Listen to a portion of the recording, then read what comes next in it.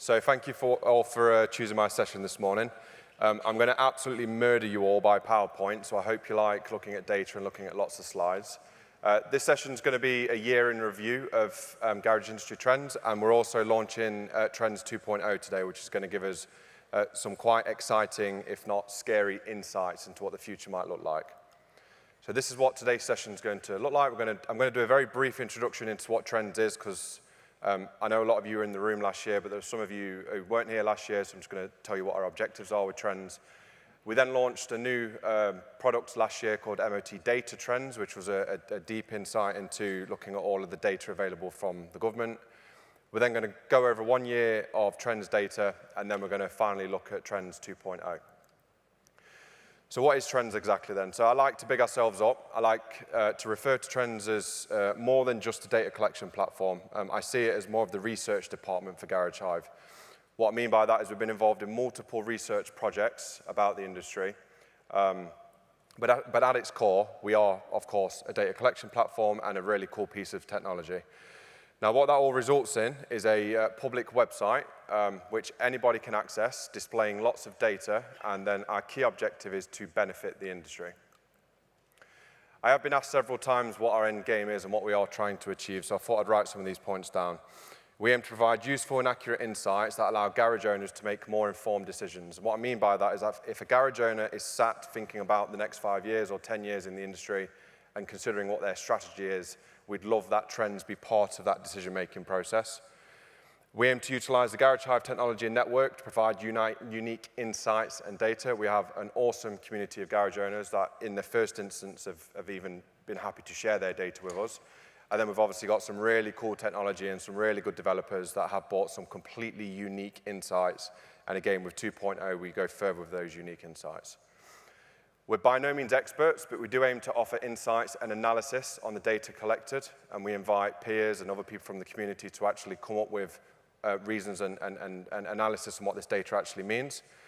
And that is all with the aim of predicting opportunities and potential threats.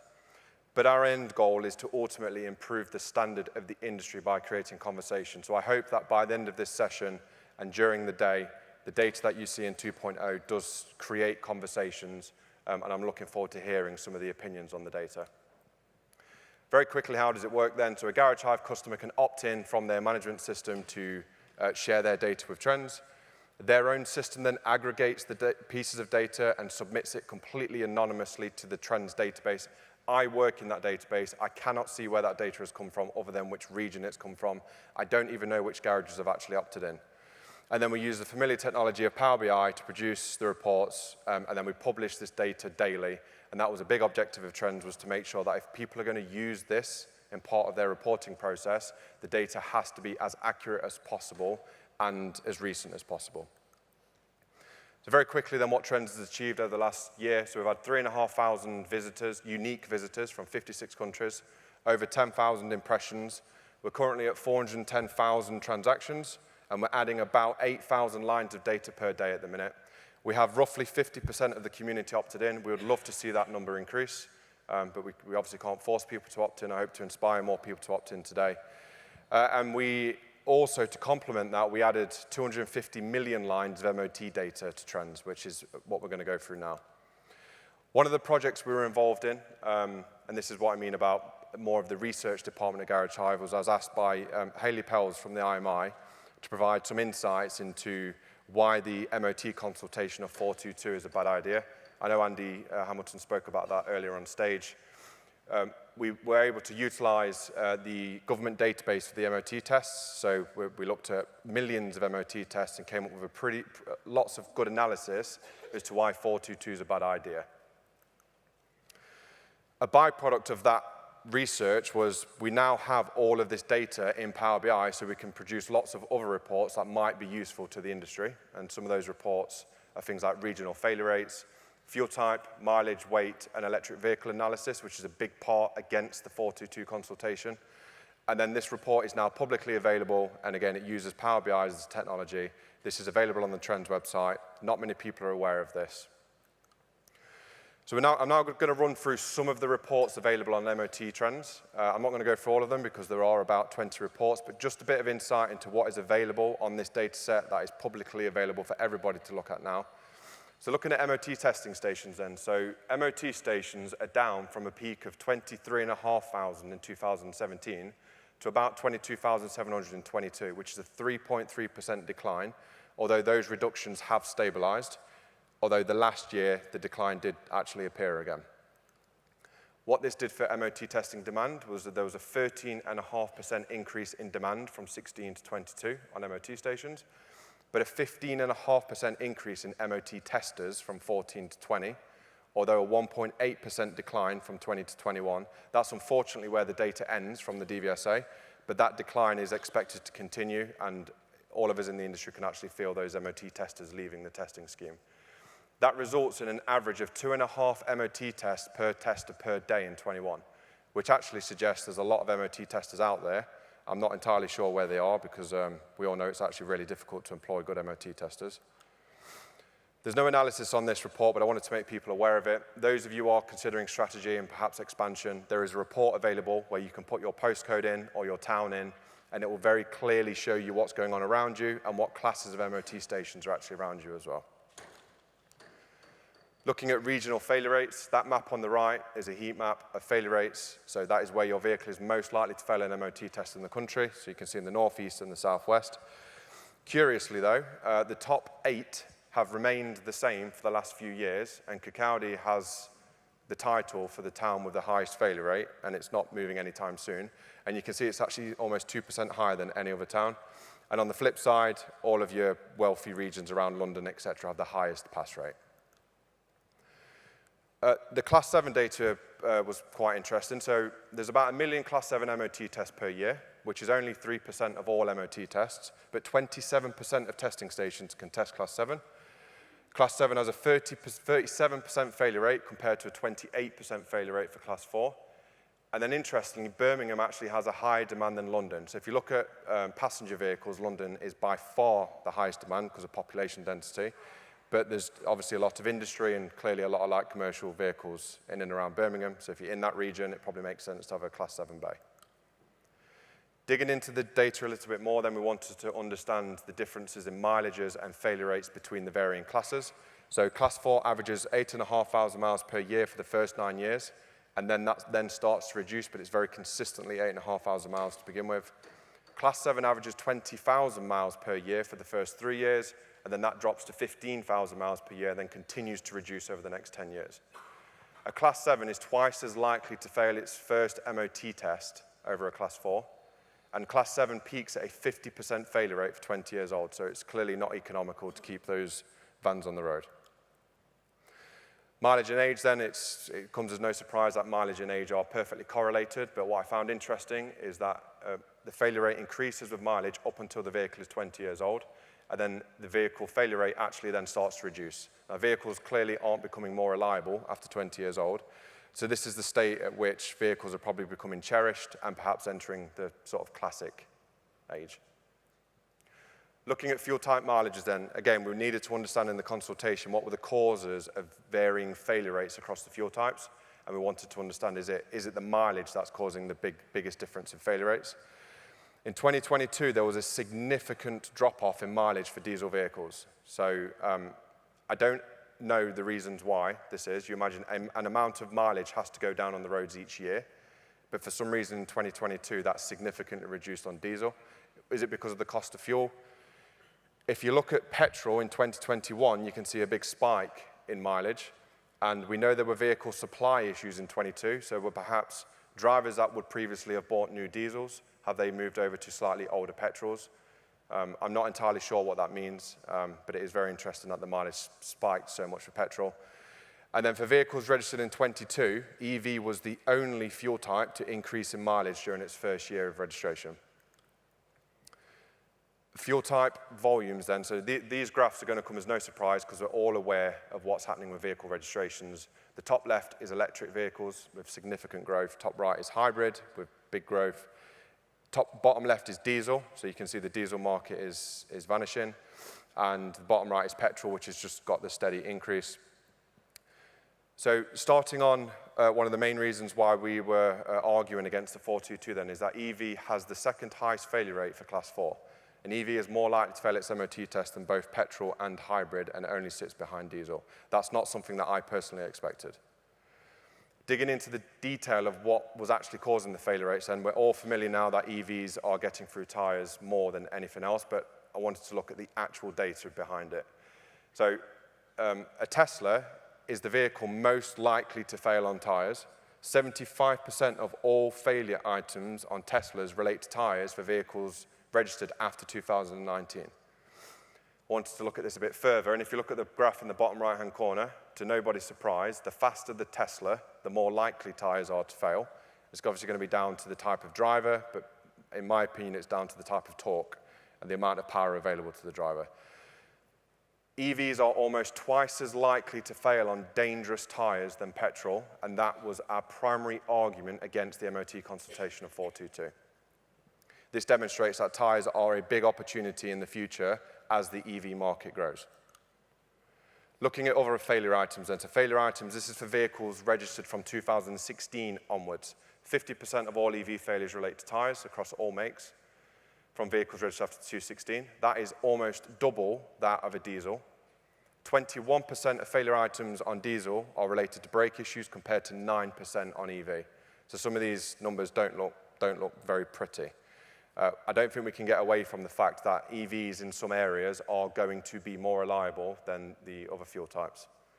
Electric vehicles appear to be more reliable in most item categories apart from tires. And if we look at these figures from vehicles registered 2019 onwards, this is further exaggerated.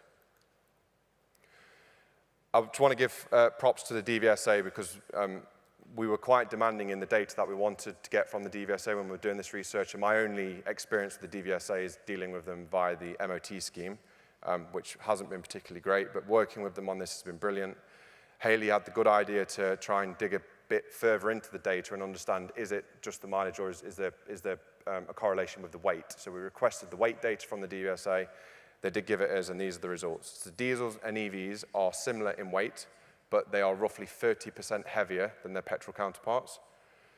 Weight is obviously a big factor in tire wear, but this is my opinion is that it's second to torque, and that's demonstrated by tire failure rates of EVs against diesels. They have a similar weight, but EVs are twice as likely to fail on tires than diesels. And I think it's the way that the power is delivered for an EV that's the biggest cause of this. We put this research out on LinkedIn. There was a bit of a backlash from the EV community, and they did raise some good points. I'm pro-EV, by the way, but they did raise some good points in that EVs that are built from the ground up, so take a Tesla as an example, are quite efficient with the weight. And if you look at a Tesla Model 3 and compare it to a BMW 3 Series, they are quite similar in weight. But if you look at the vehicles where they've just swapped the powertrains into existing platforms, they're the ones that are suffering with the weight. So I think it's safe to say as more manufacturers move towards EV-only platforms, we're expecting that light to come down, but we're not expecting the torque to reduce. That map on the right, I personally think represents the best distribution of EVs across the country. Again, working with the IMI, this is information that they need to understand to know where there are gaps across the UK in terms of being EV ready. We could have used the charging data on where they're charged. We could have used registration data on where they're registered. But of course, lots of EVs are leased, and that's just not going to be accurate information. So we looked at where they're actually tested. So that map on the right-hand side is currently, I think, the most accurate map of EV distribution across the UK. Now, Andy Hamilton spoiled this slide for me, but I didn't have time to take it out. So on the left is the pre-COVID, very predictable seasonal trends of the industry. On the right, you can see what happened in COVID. In the green, that's the recovery last year. I'm reasonably more optimistic about the recovery. I think anecdotally from Lindley's perspective, it felt a lot more manageable this year than it has done previous years. So I think certainly that we're over the worst of it, and I actually see it's going to recover over the next few years to the point where it's just not a problem anymore. This is probably more useful from a consumer's perspective, but the data was there, and it's quite funny. So you're more likely to get your MOT failed in the darker, colder months of the year, and you're more likely to get it passed in summer. You're more likely to get your vehicle failed on a Monday than you are on a Friday, which probably comes as no surprise. And very consistently, the last day of January and the first day of February are officially the most miserable days of the year for MOT testers because they keep swapping each year. And then it wouldn't be right of me to not actually do this analysis whilst I have all this data. So to absolutely no surprise to anybody in the room, Honda is the most reliable vehicle. So when your customer asks what vehicle they should buy, you can definitely say it's a Honda, followed by your German makes, and then also to absolutely nobody's surprise, sitting at the bottom with the highest chance of failure is all of your French vehicles.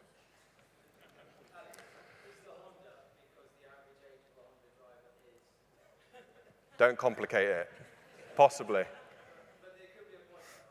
It's definitely a correlation, but might not be the cause yet. So I've concluded in all the research that don't buy a 2006 green Peugeot 207. Don't get it tested on the 31st of January, especially if it's on a Monday, and definitely don't get it tested in Kirkcaldy. Now, the point of all of that was some of it's insightful. You can definitely use some of it in your future strategy, but I wanted to demonstrate what is available on these reports. These are free. They're live today. They're updated with the latest data. We're fully committed to keeping this up to date now. It is a part of trends that's here to stay. So moving on to trends then. So we launched trends last year. We've been collecting data from over 100 garages as an average, but we're on 137 odd garages at the minute. We've been collecting Net Promoter Score, average future bookings and labor rate, average invoice value, average quantity invoice, and average total revenue. The bottom two we've not actually been displaying yet, but we're going to be displaying them with 2.0. So for those that don't know, the Garage Hive system publishes a survey every single night to every single customer that uses a Garage Hive garage. The data can't be manipulated, it can't be edited, it can't be changed after the result. And the average over the year is 87, which is truly a world-class Net Promoter Score. There is no benchmark for this, but if we look at other industries, 30 to 40 is what people will say is a good Net Promoter Score. So 87 is truly outstanding, and it is testament to the type of garage that is using Garage Hive and is in the Garage Hive community. So congratulations to everybody involved in that data. It is something to be immensely proud of. Labor rate, I'm very, very pleased to say, has increased by 10% in the 12 months across UK. I know Andy spoke about inflation. The labor rate is currently increasing higher than inflation, which is absolutely brilliant. I know that we're all aware of just how stagnant labor rate has been in the industry over the last 10, 15 years. It definitely feels like there's a positive move towards valuing what we do now, and that's clearly demonstrated in this labor rate increase. Wales saw the largest increase of 18%. England saw the smallest increase with 8%, but it's still very good. And I'm very pleased to say that the average is now over 71 across the Garage Hive community, and it doesn't appear to be slowing down anytime soon. That has resulted in an average invoice value increase of roughly 17.5% in 12 months, which is way above inflation. That's because it's a combination of an increase in labor rate, but also an increase in parts costs. And most people that use Garage Hive have a fixed margin. So your Garage Hive system, as your cost increases in the part, your Garage Hive system is passing on that cost to the customer.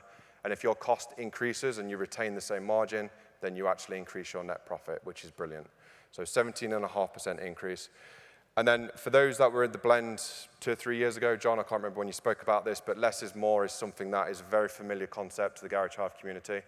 And what we're seeing now is the correlation of less is more en masse. So tens of thousands of invoices and millions of pounds worth of revenue. We can see that as future demand increases, average invoice value comes down. And as future demand decreases, average invoice value goes up. And you can see that in April and May, we all felt it probably go a little bit quieter because of the COVID MOT extension, and there was a surge in average invoice value, and that correlation is there.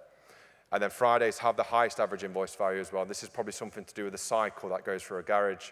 You get your big jobs dropped off on a Monday, you try and get them out by the Friday, but every single Friday has the highest average invoice value. This is the piece of data we're most proud of. It is completely unique. I've not seen this in any other research, and this is a future booking analysis. So we take account of everybody's job sheets, we divide it by the number of people opted in, and then we plot that number each day. And it's allowed us to have a really, really strong predictor in demand and throughput in the garages. It's been highly predictable based on MOT, which is, I mean, we probably all could have guessed that, but it is nice to see that the industry is completely reliant upon the MOT system. What has been interesting to learn is there's roughly a 4-week lag from future demand, well, 2 to 4 week lag. What I mean by that is that if future demand increases or decreases, we don't see that affect the number of invoices for about 2 weeks. So that means is you can use this information, and in about 2 to 4 weeks, if that demand comes down, the number of jobs you're going to be completing is going to be coming down as an average. What's also been curious to see is that every time there's a spike in temperature, then there is a surge in future demand. Vehicles may be breaking down, but I think it's more obvious than that. It's just aircon. So as customers get in the car and it's too hot and their aircon doesn't work, they're on the phone to you guys trying to book in. It's a mad scramble. Lindlers are definitely suffering this exact same thing. That to me just demonstrates that there's an opportunity to actually sell more aircons during the colder months and try and flatten those peaks. Now, if you open your Power BI, you go to labor analysis, look at aircon, you're probably going to see these exact same peaks as what Trends does. It's something that I think we could all improve on, and it is an opportunity. So looking at Trends 2.0 then, there is a bit of a disclaimer to this because the data does come across as a little bit scary, to be honest with you. I'm just going to present the data, give some opinion, but we need a collective opinion on what this data might actually mean for the industry. So what you can do now is you can split future demand by fuel type. What we're trying to achieve with this is over a period of time, we're hopefully going to see the increase in demand for electric vehicles and for hybrid. At the bottom, you can then also see the percentage in demand as a split by fuel type as well. And this is also now updated every single day. You can now also see average invoice value by registration year and by fuel type. So if you look at the top there, those figures are unfortunately true. Diesel's average invoice value is 317, and EV is 179. Diesel has the largest average invoice value, and 2013 to 2018 has the highest invoice value for vehicles. I think that is less about the vehicle and more about the segment of customer that works within that year of vehicle. That data is so far based on 49,000 transactions. That pattern formed quite quickly and hasn't changed, so I don't expect that pattern to change too much. We can now also see revenue as a percentage by production year. So vehicles that are 7 years old represent the highest revenue and invoice quantity for the aftermarket as an average. Now, there are a few things at play here. It is based on the amount of vehicles that were registered that year. But again, I think what's coming into play here is the type of customer that is in your garage with a vehicle that's 7 years old. Vehicles that are 7 years old only have a 14.5% MOT failure rate. So it's clearly not down to reliability. This is the type of customer maintaining that type of car. And vehicles are not becoming more reliable after 7 years old. They are likely being maintained to a lower standard. That is based on £12 million worth of revenue. Now, if you fall into sleep, this is where you need to wake up, because this is the most important part of the presentation. So what you're seeing on the left there is registrations as a percentage by fuel type. The colors represent the fuel type. The lines represent the registration year. So you can see in 2021, for example, diesels represented 12%, and electrics represented about 12% as well, and hybrids 14%, et cetera. So I'm not telling you anything you don't know there, but I don't know if it's been visualized. I think this is a really, really nice visual of seeing that. You can see that diesel from 2001 increased up to about 2011. It stagnated, and then round about the diesel scandal, it then just started to reduce, and then petrol started to get the market share back from diesel.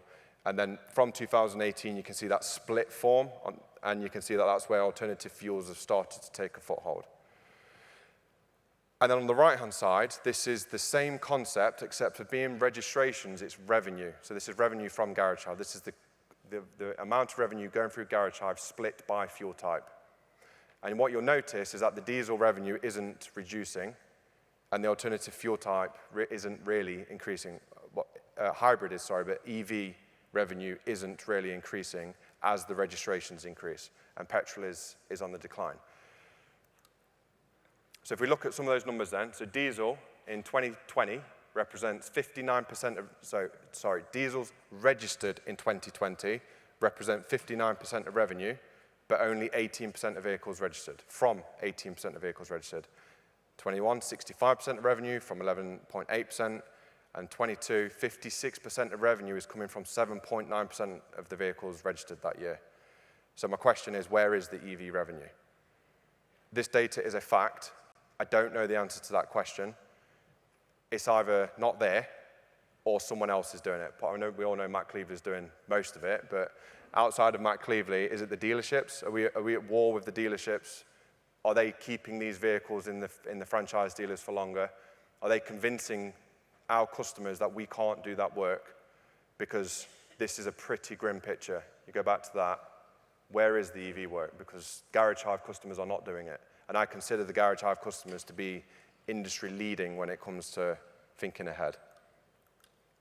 So if we look at split by fuel type since 2018, diesel's 51% of total invoices, representing 63% of the revenue, which is a ratio of 1.24. EV, 2.6% of total invoices, 1.6% of revenue, which is a ratio of 0.6. The diesel average invoice value is 103% higher than EV. There is light at the end of the tunnel because Cleveland's data completely bucks this trend. So the truth is somewhere in the middle. I suggest for those that are curious about this data, you go and listen to Matt's talk later on.